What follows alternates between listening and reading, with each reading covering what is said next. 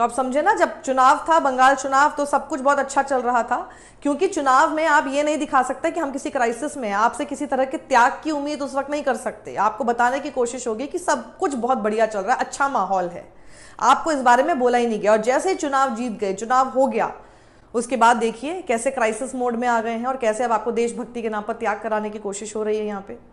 अब आइए, अब हम समझते हैं कि जब 1 साल तक सोना मत खरीदो जैसी अपील की जाती है, तो इसका असर किस पर सबसे ज्यादा पड़ेगा।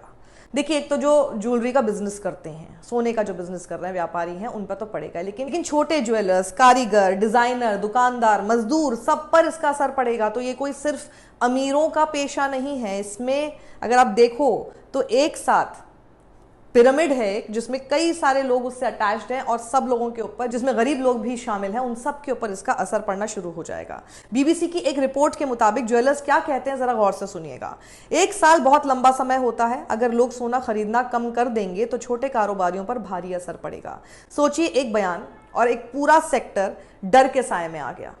और आपको पता है, कुछ जगहों पर तो ज्वेलरी कंपनियों के शेयर तक गिरने की खबर आ रही है। तो आप सोचिए, एक तो सोना आप नहीं खरीदेंगे, उसके साथ साथ इस खबर के साथ ही उनके शेयर, उनकी वैल्यू कंपनी की कम होती जा रही है। तो एक साथ डबल वैमी। और दूसरी तरफ देखिए, लाखों लोगों की रोजी रोटी उसी सोने पर टिकी हुई है।